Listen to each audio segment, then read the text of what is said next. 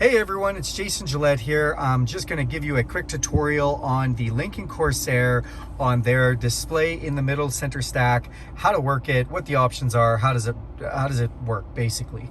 If you've got one of these vehicles, this might help you. So let's start off. We are in the home screen. So if you press this little house, this brings you to this screen. Gives you a little preview of your navigation, what's playing on the radio, if you're connected to a phone.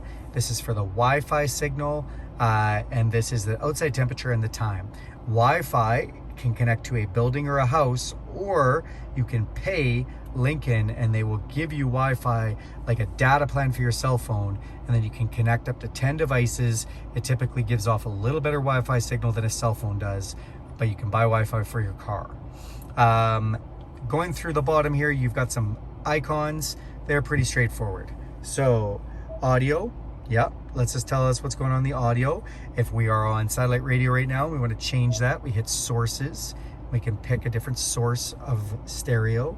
Phone, pretty straightforward. We connect to our phone. Navigation, again, brings up the navigation. And this is where we can go and search for an address. We can press menu and we can go in. We can see what the traffic's like. We can change the way the navigation looks. If we've programmed home, we can go home from here. Apps. Well, if our device is connected, the My Lincoln Way app will be connected, as well as Apple CarPlay and Android Auto. What are those? Well, when you connect your phone with the cable, this can turn into your phone. This display can become like your iPhone or Android, your maps from your phone, your Spotify, your podcast, all that kind of stuff. So that is a beautiful feature. Connect your phone with your data cable and check it out. If you have an Android, you usually have to download Android Auto from the Google Play Store. If you have an iPhone, Apple CarPlay is automatically in your software. All right, so that's some of the apps. Settings, this is one of the funnest ones. Settings, well, we can go in and play with the stereo. You can look at the satellite radio subscription.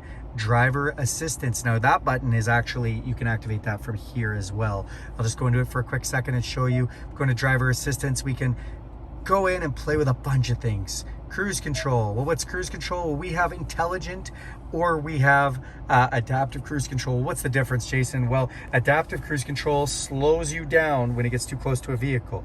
Intelligent slows you down with the speed limit. That's right. So this has speed recognition software, and if the vehicle sees the speed limit change on the road, goes by a sign, it'll change that. Now you can set your tolerance. Maybe you're a speeder.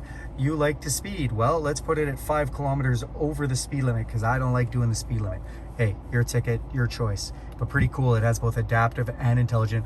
Or maybe you don't like that at all, and this is rare. Most vehicles don't let you turn it off. You can literally put it back to regular old boring cruise control. Lane keeping system, we can go in and we can play with our lane keeping mode, whether it's going to alert us if we're going over the lane, aid us if we're going over the lane, and push us back in our lane, or do both. Pretty cool. The intensity that is going to happen. Maybe you want it to be high intensity. You need it to like wake you up because you have like narcolepsy. I don't know. Or maybe you find it super annoying and you just want it to be like low and subtle. Whatever. You can set the 3 different settings, which is awesome. Let's go back out of here. We have pre-collision assist, warning, braking, steering. What is all of this? It has pre-collision. Oh, this is great. Saves lives, saves on insurance, saves all over.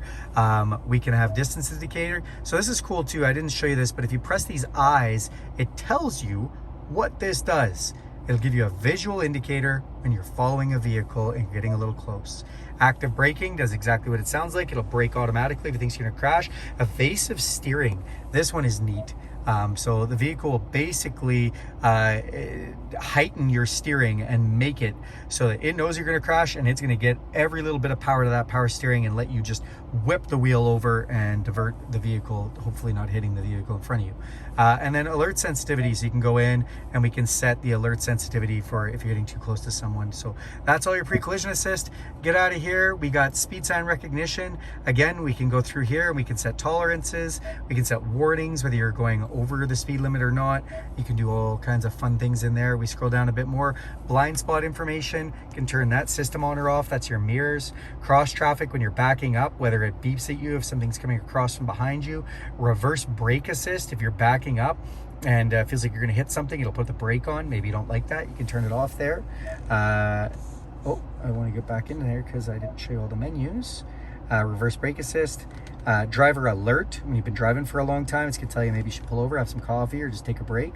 Auto start stop, whether you want to turn off that's where the engine turns off automatically to conserve fuel. Auto hold, love the auto hold. If you're at a set of lights or a train, as soon as you take your foot off the brake, it holds the vehicle until you press the gas. You do not roll forward inch by inch. So that's actually something people just shouldn't do. Traction control, whether that's on or off, and that's basically everything in driver assistance. Then you can go into vehicle.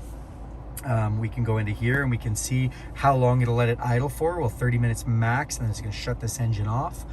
Easy entry exit, so the seat slides back all the way. My key, because this one has a technology group in it, you can set up your phone as your key.